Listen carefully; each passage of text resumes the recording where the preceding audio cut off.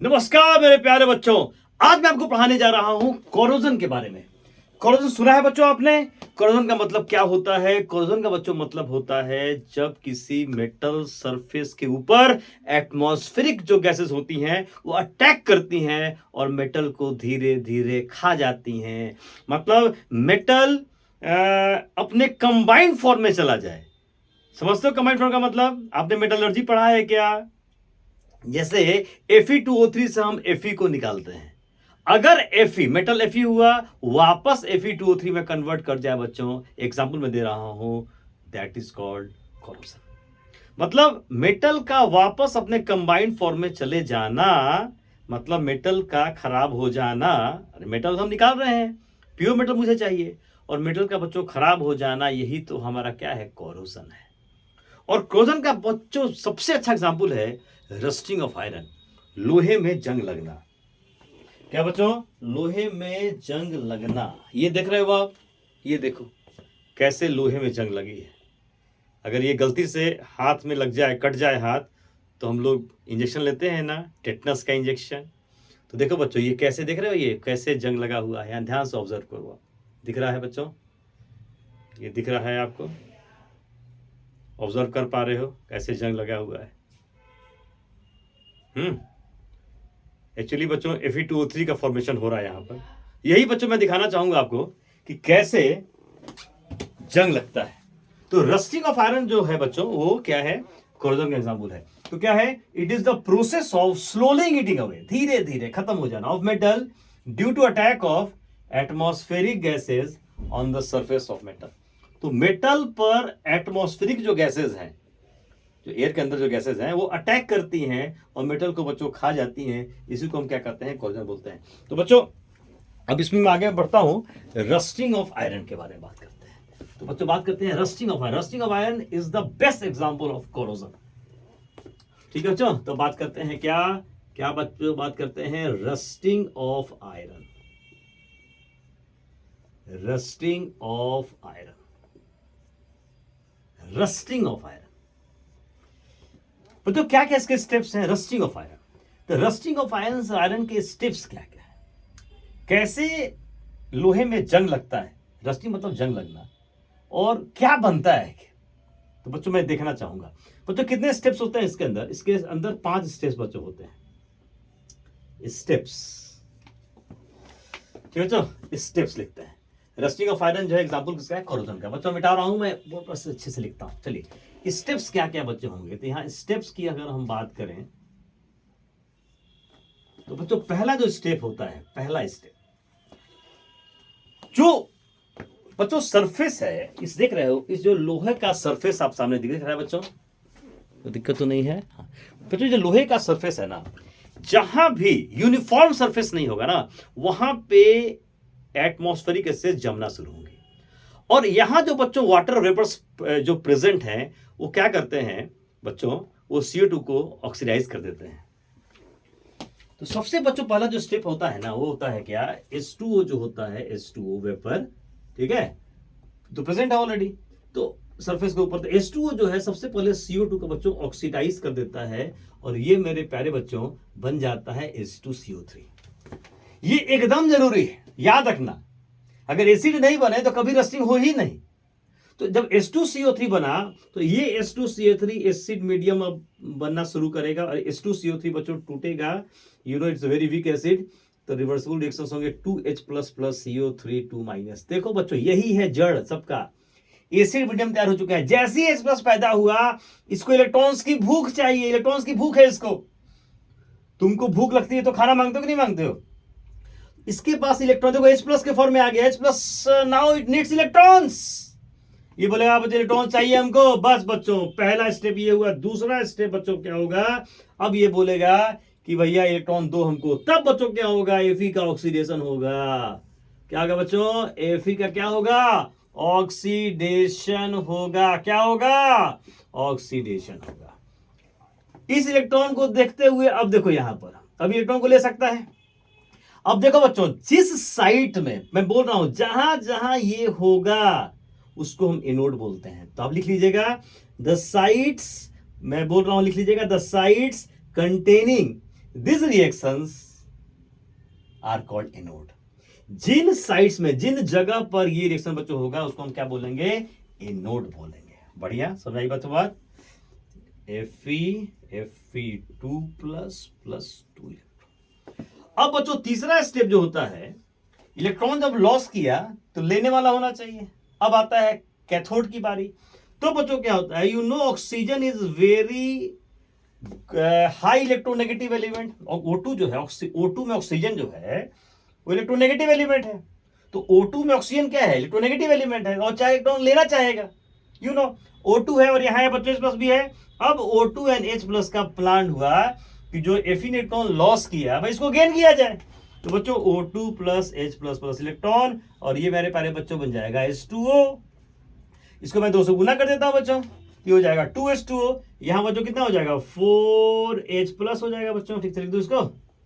ये बच्चों हो जाएगा O2 प्लस 4H+, आइए बच्चों हो जाएगा 4 इलेक्ट्रॉन। ये देखो, ठीक है बच्चों मेरे प्यारे बच्चों, ठीक है यहां तक? ये देखो, तो O2 क्यों? O2 में ऑक्सीजन इलेक्ट्रोनेगेटिव है, ऑक्सीजन इलेक्ट्रोनेगेटिव है, इलेक्ट्रॉन लेना चाहता है, H+ इलेक्ट्रॉन डिफिशिएंट ऑलरेडी है ही, इसको इलेक्ट्रॉन चाहिए ही चाहिए। ये दोनों मिलके इलेक्ट्रॉन जो यहां से निकला था उसका शिकार करते हैं। हो गया बच्चों यहां तक? अब जिन रिएक्शन बच्चों, जिन साइट्स में ये रिएक्शन होगा उसको हम बोलेंगे क्या? कैथोड। क्यों? कैथोड पे क्या होता है? रिडक्शन होता है। एनोड पे क्या होता है? ऑक्सीडेशन होता है। कैथोड पे क्या होता है? रिडक्शन होता है। अब बच्चों क्या करो? इसको 2 से गुना करके इसको ऐड कर दो। आप ऐड कर दो, तो मैं दिखा दूं बच्चों ऐड करके? देखो दिखा देता हूं, मैं अलग से दिखा देता हूं। देखो यहां मैंने ये रिएक्शन लिखा बच्चों, रिएक्शन लिखा मैंने Fe, और यहां से बच्चों आया Fe2 प्लस 2 इलेक्ट्रॉन्स। देन बच्चों ये आया O2 प्लस आया क्या? 4H+। देन बच्चों 4 इलेक्ट्रॉन। देन बच्चों 2H2। इसको बच्चों मैंने 2 से गुना करके ऐड कर दिया।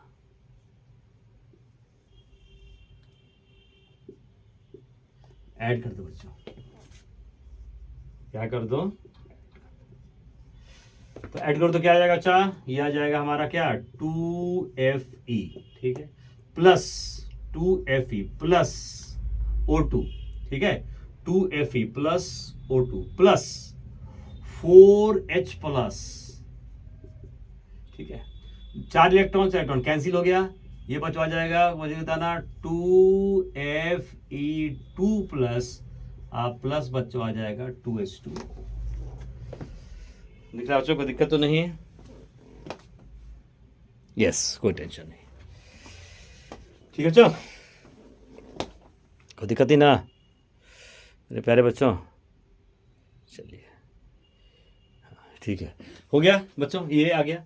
अब देखो यही लिखता हूं मैं यहाँ पे, तो आपका जो रिएक्शन नेट रिएक्शन आपका ये हो गया बच्चों, मैं यहाँ पे लिख रहा हूँ, ये हो जाएगा 2Fe plus O2 plus 4H+, और ये हो जाएगा 2Fe2 प्लस 2H2।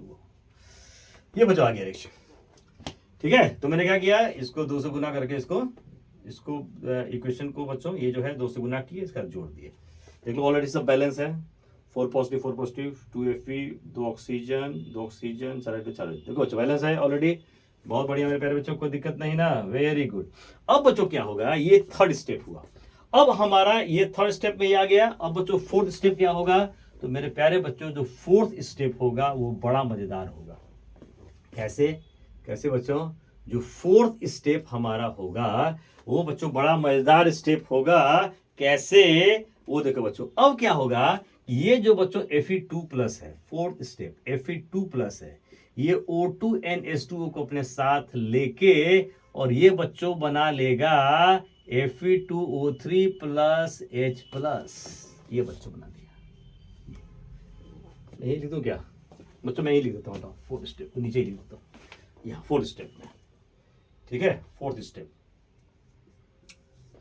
बच्चों क्या होगा, क्या होगा बच्चों, मैंने क्या बोला कि Fe जो है वो 2 प्लस ये O2 जी को लेगा, पानी जी को लेगा और ये बच्चों बना लेगा Fe2O3 प्लस H प्लस। अब बच्चों हाउ टू बैलेंस दिस, 28 है लगना, 28 2 8, राइट साइड में 28 है। आपको तरीका बताता हूं याद रखने का, राइट साइड में 28 है, इसको देख के बैलेंस कर लो, मतलब ये 2 है ये 8 है। अब देखो 4 Fe हो गया तो यहाँ 4 से गुना कर दो बच्चों, 8 हाइड्रोजन है तो इसको 4 से गुना कर दो, कितना गुना कर दो, 4 से प्लस।